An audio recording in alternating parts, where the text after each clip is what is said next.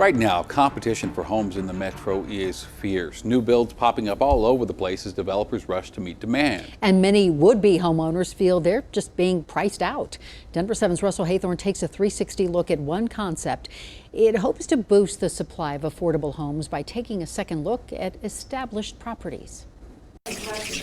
When it comes to style, if we need to do like a little half haircut or something. Lauren Arnke has plenty of it. Don't move a muscle. And this stylist is about to make a move to a new studio in Park Hill. I am a booth renter, so I'm an independent contractor, and I will be working out of this space. But that move doesn't come without a little hesitation. Double what I've been paying in rent. That, combined with the rent she pays for housing, I'm gonna use a little heat on you. is not cheap. If I didn't have a partner who was bringing in consistent income, I would be homeless. A scary prospect, but a reality for many as the Mile High City keeps getting more expensive.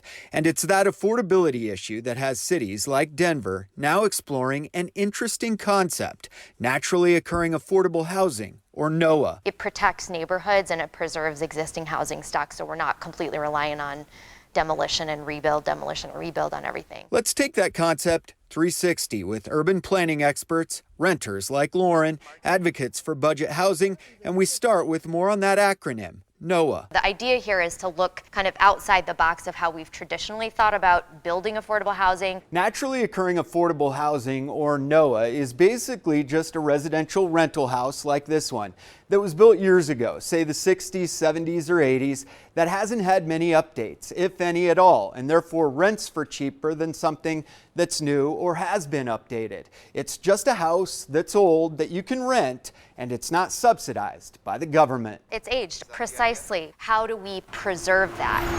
It's a hard question to answer because developers are chomping at the bit to snatch up those houses and apartment buildings and either renovate them or scrape and build new. We all know the patterns of gentrification here. It moves from neighborhood to neighborhood. Urban development experts like Jamie Gillis say the trick is to keep that stock away from developers. There still has to be some sort of intermediary that maybe isn't government subsidy. Someone or some organization to buy that stock and keep it as is. Things like social impact trusts, where people are putting money into these trusts and then the intent is to invest in properties and kind of beat the developer out. Some cities like Minneapolis and Charlotte, North Carolina are already doing this, but Benjamin Dunning all you need to do is organize. Isn't buying the buzzword NOAH. This new term, it's a substitute name for budget. Dunning with Denver Homeless Out Loud says Denver's leadership is more interested in development with a maximum rate of return. They have been captured by the real estate lobby and are basically employees of them rather than servants of the city,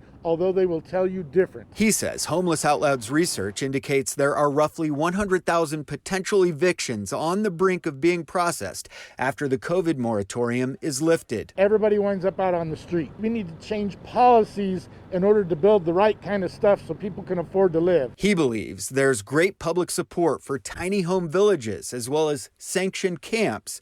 We reached out to the city of Denver and Housing Colorado, and both say NOAH is not being implemented, at least not right now. It's just been really rough watching my neighbors get pushed out of their homes, pushed out of their businesses. You're doing a different bleach this time? No, is it tingly? While the theory behind a NOAH sounds good, those like Lauren say they're certainly not seeing it. Not at this point, anyway. For like life reality and what we're paying in rent, they're just not adding up. It's tricky. The system is really tricky. She sees an even bigger problem with increasing housing prices and the dream of homeownership one day. We have not seen the increase in pay here. What we're seeing is that people who are coming from other cities can afford to outbid people who have been living in Denver and investing in Denver and investing in the Denver economy for years, if not decades, if not generations. An affordability crisis. It's a really tough market. Cramping the style of so many who work in our community. Do you want to talk about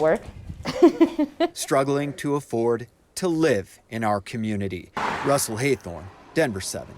And now we want to hear from you. What do you think is the best way to boost the supply of affordable homes? We'd love to hear your ideas. 360 at thedenverchannel.com.